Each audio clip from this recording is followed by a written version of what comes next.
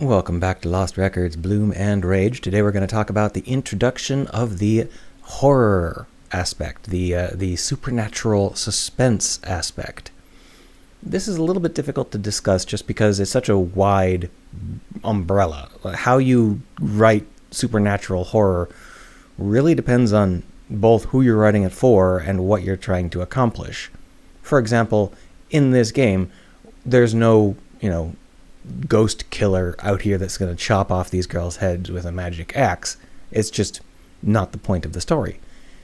But although this story features a bunch of young teenage girls, it's not a horror story aimed at teenage girls. So we have to try and figure out, well, what's the right approach to try and get this balance correct? What's the right approach to make our psychological, supernatural elements work? Probably the easiest thing to start off with is tension management. All suspense stories need to have tension management. It's a core aspect of things. You got to build and maintain that tension. Jump scares and stuff, they have their uses, but their main use is to help maintain the tension. The tension is what you want. Everything is just a tool to build it and maintain it. So, obviously, editing and pacing are a huge part of that. We'll get to that. But let's start with the basics. What creepy shit got introduced in order to create tension in the first place? Well, in the last scene, we saw that there was a possessed camcorder and some reality distortion lines. Now, the people in the game world cannot see these reality distortion lines. They can't even be captured on camera. Only the player gets to see them. After that, we got lost in the woods. Now, getting lost in the woods like this, it can have a perfectly normal, non-supernatural reason for happening because these are teenagers and they're not very bright. But it's supposed to be a little bit supernatural here.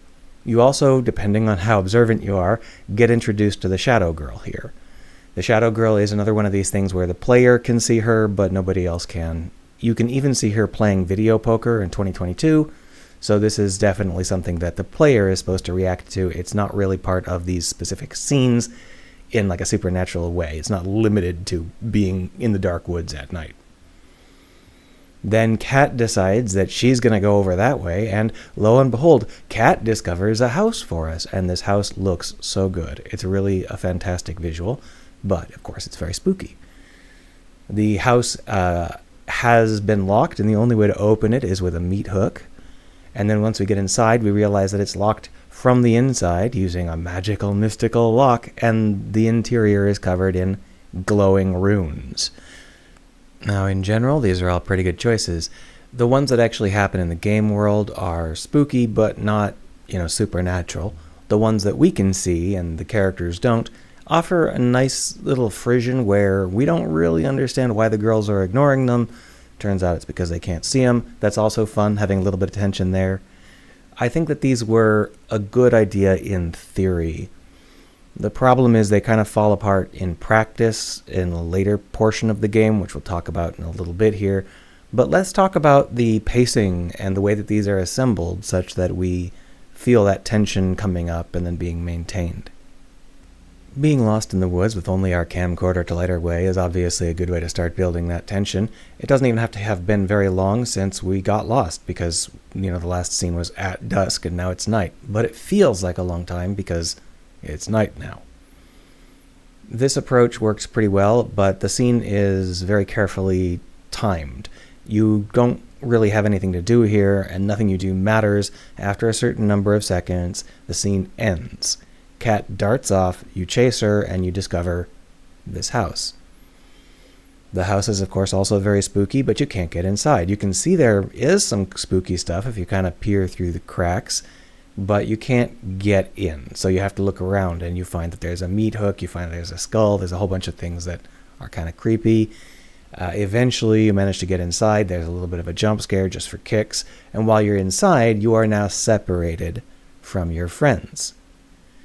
Now, this separation is wonderfully done because, your friends are physically separated from you, but they're still within shouting distance. So you can easily talk to them, and they can respond if you do things like go up to the attic or turn off your light. It's unclear why they don't just come in through the same window we came in through. I mean, it's just right there. If we can get in, trust me, anybody can get in. But it's still, a pretty decent way to approach it. On the inside of the house, this is where the creepiness starts to hit supernatural levels. There is a lock that is definitely non-standard. It's got all sorts of weird glyphs on it. There are glyphs drawn all over the house. Someone magically throws a knife into the wall with a description of how to open the lock, and it shows your camcorder drawn on the piece of paper, so it's obviously drawn for you specifically.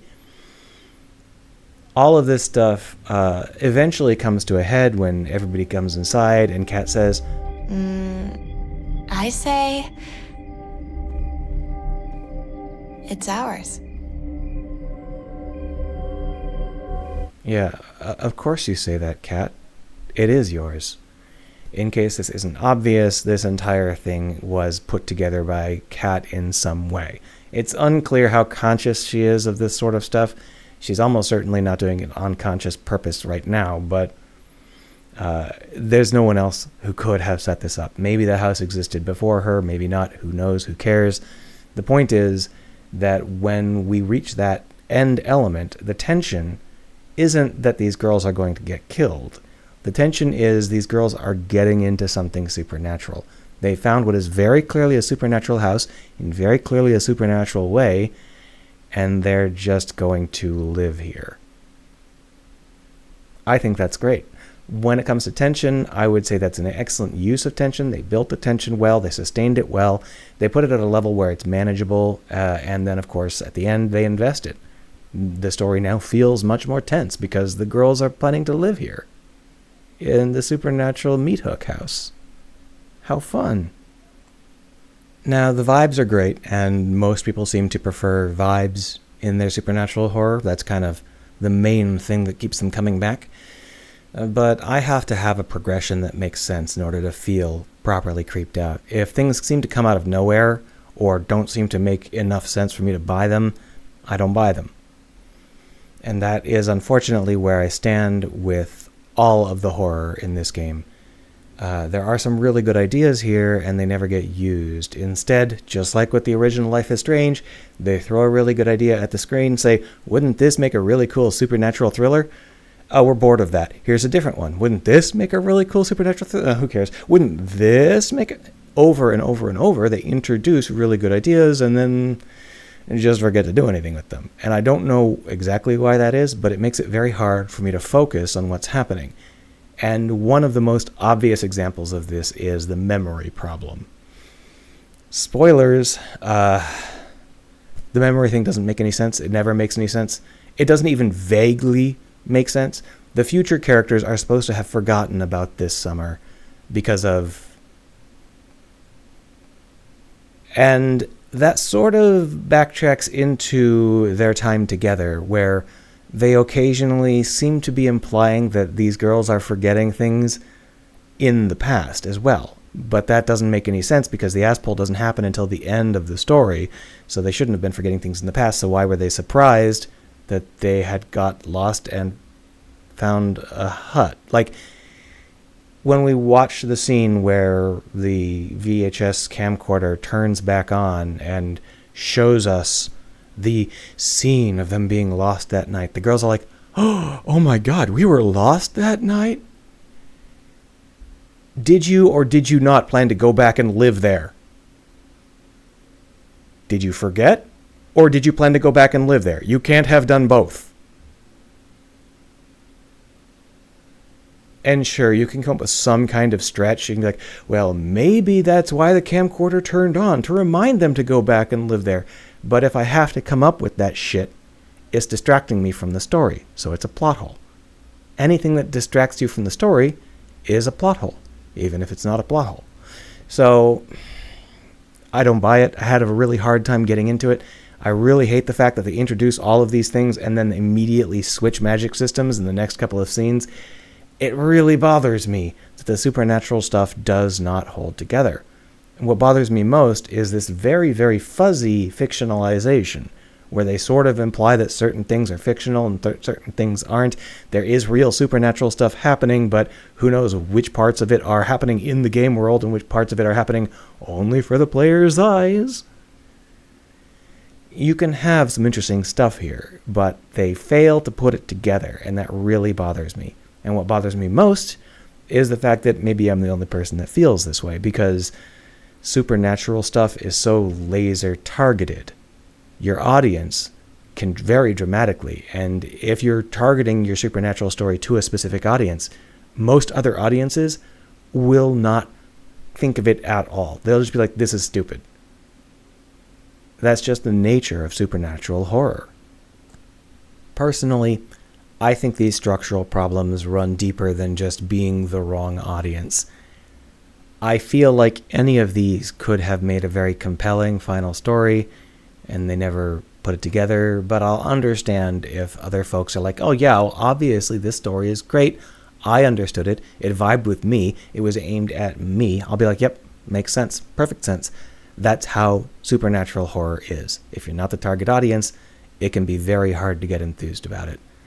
That said, these ideas are so fucking good. Just focus, goddammit. Give me a story about any one of these ideas. The sacrifice pit, which we haven't seen yet, is a fucking amazing idea. Oh, it's a shame they forgot to use it. Oh, God. Oh, well, we'll get there sometime.